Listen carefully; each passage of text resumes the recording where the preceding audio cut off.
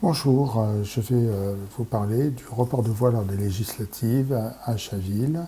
Donc, je me suis concentré sur la ville de Chaville parce que j'avais directement accès à tous les résultats bureau par bureau, mais cette analyse peut être faite sur d'autres villes, voire même à l'échelle de la CIRCO, sous l'hypothèse qu'on ait accès aux données précises bureau par bureau.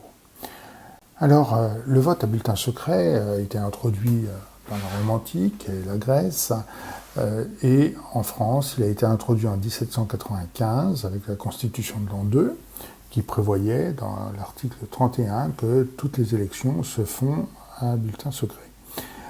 Ça a été aboli lors des constitutions napoléoniennes, mais rétabli en 1848, et dans l'article 24, on lit « Le suffrage est direct et universel, le scrutin est secret ». Depuis, la situation est restée la même.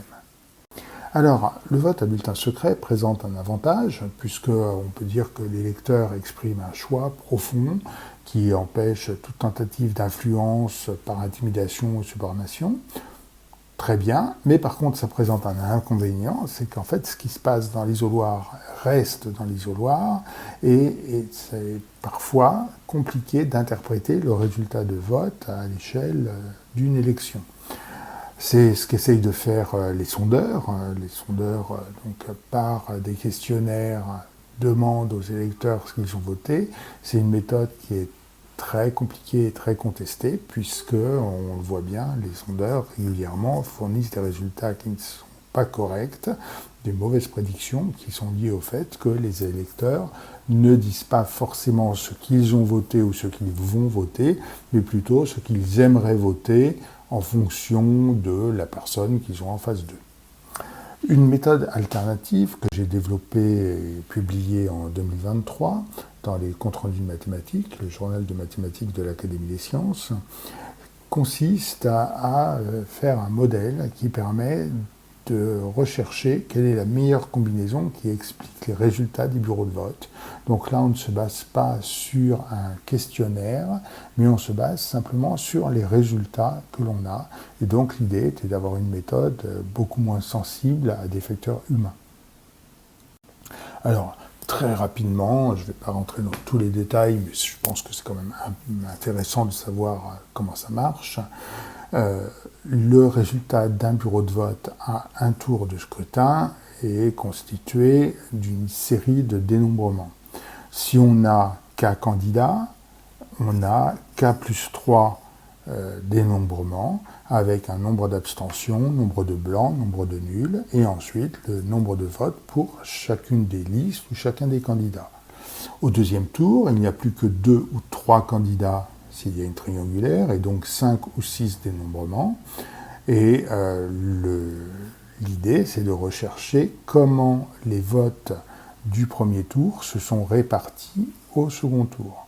Pour faire ça, on construit une grosse matrice, une matrice qui va déterminer si j'ai voté pour un choix 1 au premier tour, quel est mon choix 2 au deuxième tour, quelle est la probabilité que j'ai voté pour le candidat 1 au premier tour et pour le candidat 2 au deuxième tour, par exemple. Donc, on va rechercher la matrice de ces événements de transition qui explique au mieux les observations du premier et du deuxième tour. On va utiliser une méthode qui permet de prendre en compte le fait qu'on a plus d'inconnus que d'informations. On a dû vous apprendre quand vous étiez jeune que pour résoudre des équations, il faut avoir au moins autant d'informations que d'inconnus. Heureusement, ça n'est pas vrai. On est typiquement dans un cas où on a plus d'inconnus que d'informations, mais on a des méthodes qui permettent de s'en sortir, qui permettent non pas de connaître la valeur exacte, mais de connaître la gamme de possibilités des valeurs en sortie. C'est ce qu'on va faire. Et donc, je vous présente tout de suite les résultats. Alors, les résultats, c'est présenté sous la forme d'un tableau à 2 entrées. Entrée des lignes, c'est le résultat au deuxième tour. Entrée des colonnes, c'est le résultat au premier tour. Donc ça se lit, si on prend la première ligne, les électeurs qui se sont abstenus au premier tour se sont majoritairement abstenus au deuxième tour. 3476, c'est la valeur médiane, et les deux valeurs qui sont présentées ensuite correspondent à la gamme des possibilités, sachant qu'on a 95% de chances que la vraie valeur soit comprise entre ces deux extrémités. Donc ici, 3433, 3520. Donc on voit que les électeurs du premier tour, donc la colonne, qui se sont abstenus au premier tour, se sont majoritairement abstenus au deuxième tour et se sont répartis ensuite entre des blancs Prisca Thévenot et Salomé Nicolas Chavance, en prenant en compte l'incertitude de façon à peu près semblable, avec un petit peu plus pour Prisca Thévenot, mais vous voyez qu'on est dans l'intervalle de confiance. Les blancs, au premier tour, il y en avait très peu. On va voir que ça n'est pas le cas au deuxième tour, puisque au deuxième tour, on a apparition d'énormément de blancs. Et quand on regarde d'où viennent ces blancs du deuxième tour, on prend la ligne blanc et on regarde que une partie viennent de l'abstention, des blancs, Prisca Thévenot, Salomé Nicolas, mais vous voyez que là on est dans l'intervalle de confiance. Logiquement, quelqu'un qui a voté pour Prisca Thévenot au premier tour a peu de chances de voter blanc au deuxième tour, et effectivement on voit que à 95% de chances on inclut un vote, ce qui n'est pas très différent de zéro. Par contre, Delphine Vessière, on arrive à des valeurs qui là sont nettement plus significatives, 366 avec une borne inférieure à 107. Et puis les petits candidats qui probablement ne se retrouvaient pas représentés parmi les deux candidats restants du deuxième tour, qui présentent un vote blanc assez important. Ensuite, on prend la ligne Prisca Thévenot, donc qui a voté pour Prisca Thévenot au deuxième tour.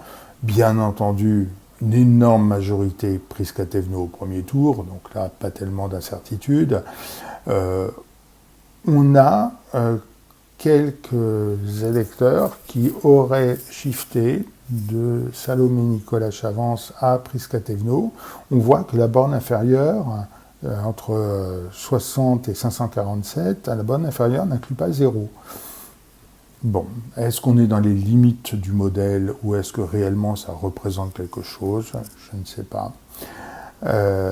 Par contre, Delphine Vessière, oui, on voit qu'il y a eu une fraction des électeurs RN qui se sont reportés sur Prisca Thévenot. Cécile Richet, donc LR, l'énorme majorité des électeurs se sont reportés sur Prisca Thévenot.